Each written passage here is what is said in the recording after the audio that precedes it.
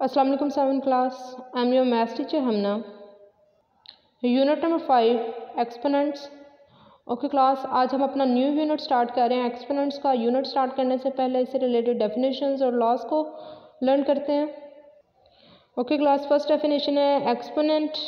The exponent tell the number of times the base is multiplied by itself. The exponent is often refer to as the power or index. Exponent हमें बताती है कि अगर एक number है base में और उसकी पावर में एक और नंबर है, ठीक है, इसको पावर भी बोलते हैं, एक्सपोनेंट भी बोलते हैं और इंडेक्स भी बोलते हैं। एक नंबर की पावर में इनके ऊपर छोटा सा करके लिखा होना को बोलते हैं पावर या इंडेक्स या एक्सपोनेंट। और ये हमें क्या बोलता है कि जितनी पावर होगी उतने टाइम्स ये बेस वाला नंबर खुद से ही मल्टीप्लाई होगा।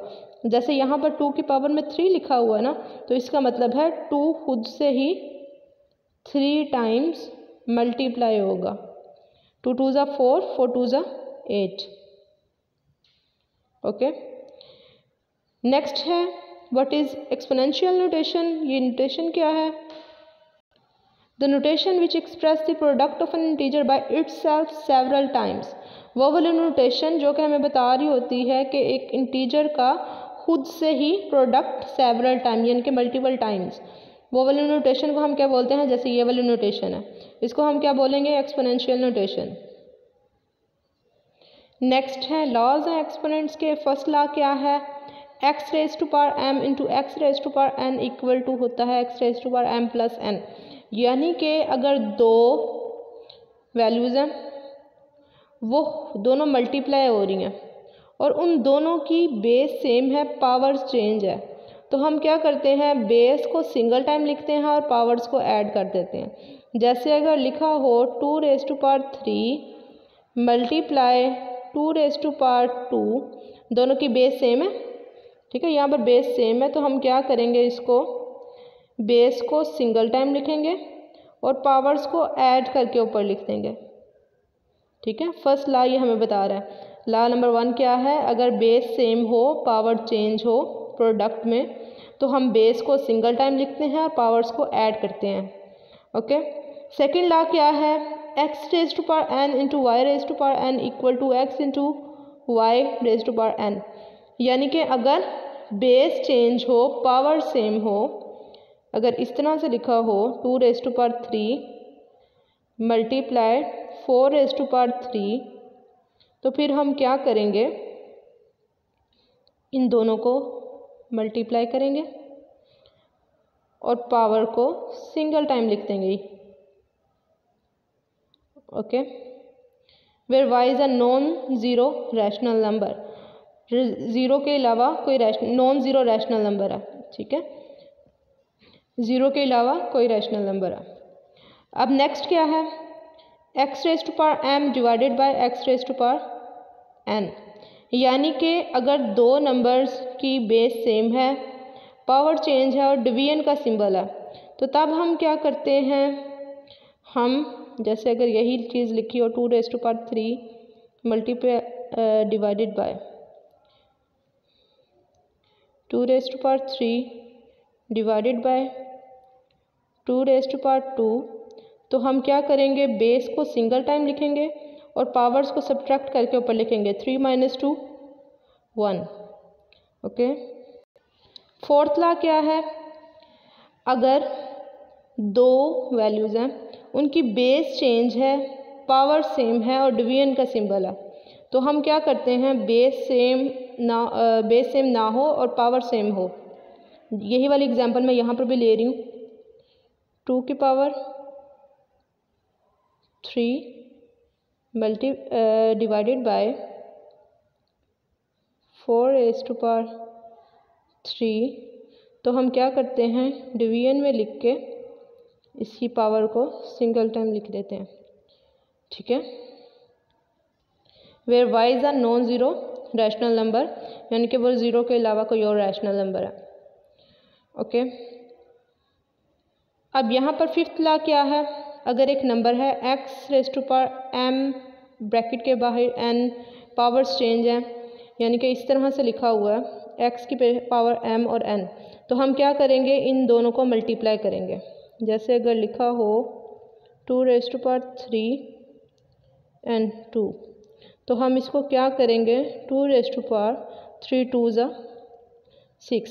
और यहाँ पर एक ला मिस है, और अगर हमारे पास इस तरह से लिखा हो 2⁻³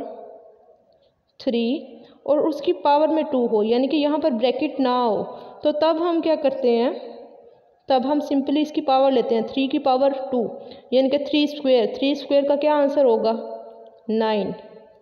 ये 3 की पावर 2 है ना, तो 3 की पावर 2 है, इट्स मीन 3 की पावर 2 हो तो इट्स मीन 3 को 2 टाइम मल्टीप्लाई करो खुद से ही, 3 3 ज़ा 9।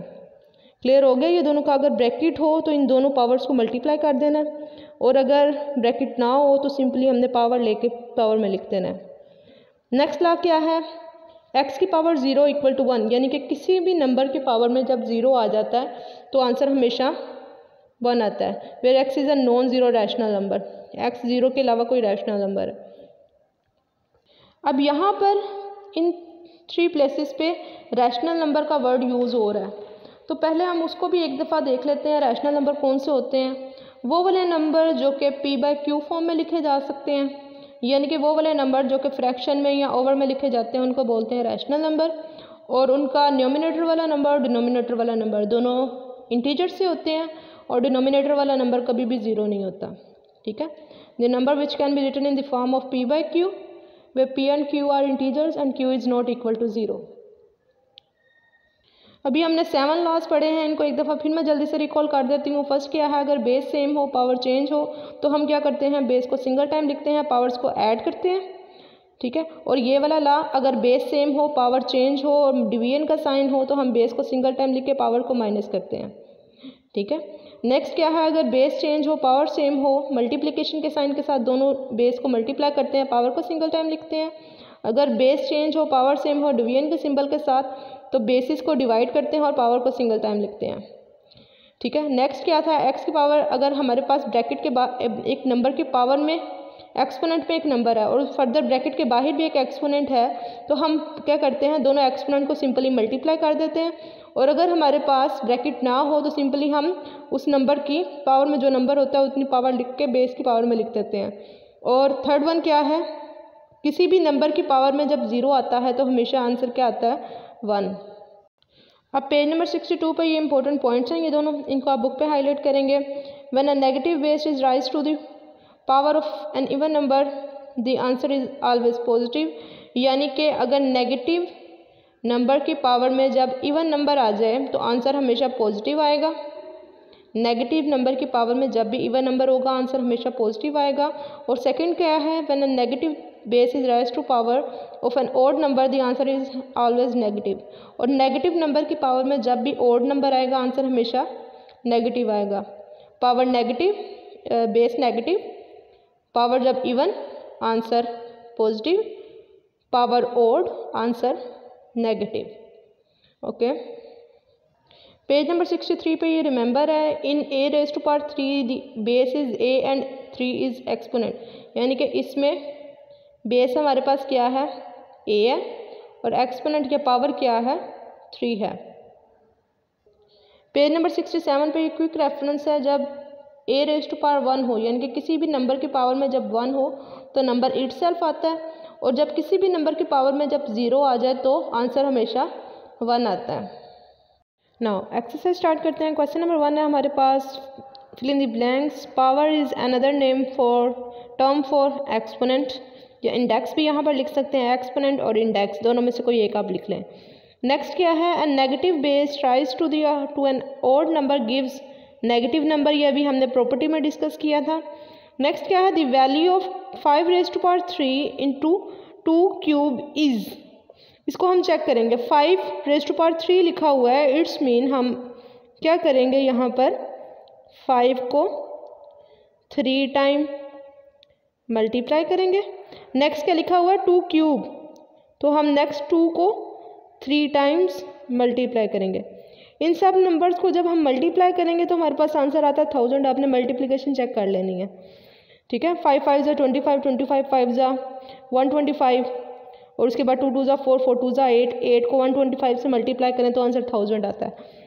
If the base are the same the powers are added और सब्ट्रैक्टेड। अब यहाँ पर बोला है अगर बेस सेम हो तो पावर को हम क्या करेंगे, अगर बेस सेम है और मल्टीप्लिकेशन का साइन है तो हम पावर्स को ऐड करते हैं, और अगर बेस सेम हो और डिवीजन का साइन हो तो हम पावर्स को सब्ट्रैक्ट करते हैं। दोनों में से कोई एक काम करते हैं।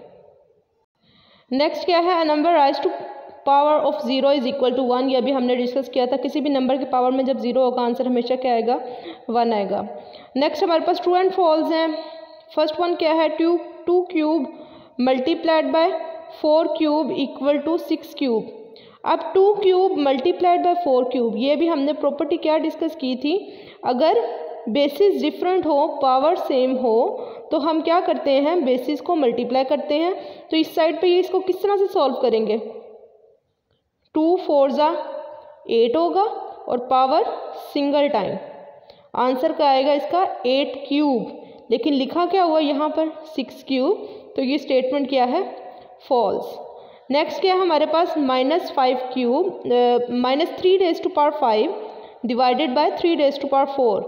इसको किस तरह से सॉल्व करेंगे, इसको हम इस तरह से लिख सकते हैं, -3 raise to power 5 3 raise to power 4 लिख लिया। अब ये माइनस अगर हम बाहर कॉमन ले लें तो हमारे पास क्या रहता है, 3 raise to power 5 and 3 raise to power 4। और अगर बेसिस सेम हो डिवीजन के साथ तो हम क्या करते हैं, हम बेस को सिंगल टाइम कर लिखते हैं और पावर्स को क्या करते हैं, माइनस करते हैं, 5 - 4। ठीक है, ब्रैकेट आपने ठीक लिखनी है। आंसर क्या आएगा हमारे पास, -3 5 - 4 1, पावर में 1। तो पावर में 1 लिखें या ना लिखें कोई फ़र्क नहीं पड़ता, कोई भी नंबर अगर आपके पास इस तरह से लिखा हुआ है, लेट्स सपोज 2 लिखा हुआ है, तो अगर इसकी पावर में कुछ भी नहीं लिखा हुआ है इट्स मीन इसकी पावर में 1 है। ठीक है, कोई भी नंबर लिखा हो और पावर में कोई नंबर ना लिखा हो, एक्सपोनेंट कुछ भी ना हो उसका, तो एक्सपोनेंट हमेशा उसका क्या होगा, 1 होगा। आंसर क्या आ गया, -3, स्टेटमेंट ट्रू। नेक्स्ट क्या है, the reciprocal of 2 raise to power 4 is 4 square. Reciprocal क्या होता है, उसका उल्ट लेना, उसको मीन्स के उस नंबर को 1 से डिवाइड कर देना।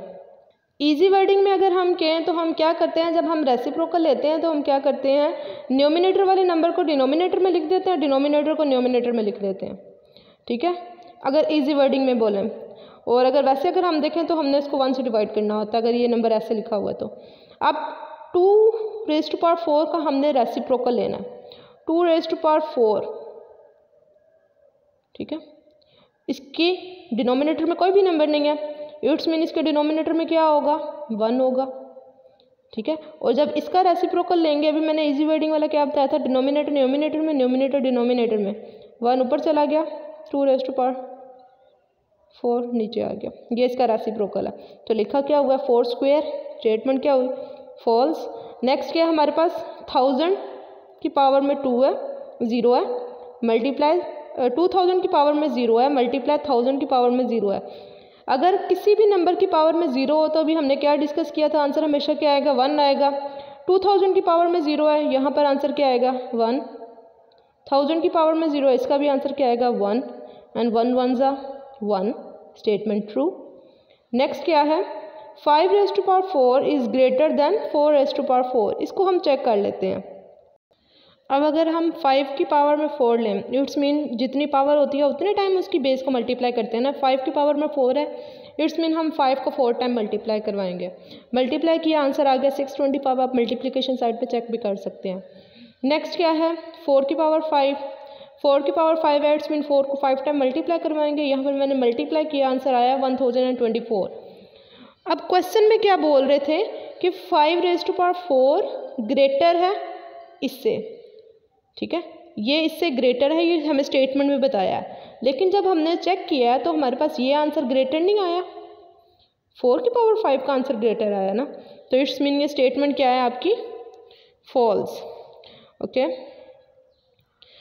क्लास, आज हमने क्या किया है, एक्सरसाइज नंबर 5 का 1 और 2 क्वेश्चन आप इसको अपनी बुक पे सोल्व करेंगे और लर्न करेंगे, डेफिनेशंस को लर्न करेंगे, इनकी प्रैक्टिस भी करेंगे और डॉजिंग टेबल आप लर्न करेंगे। Okay, best of luck.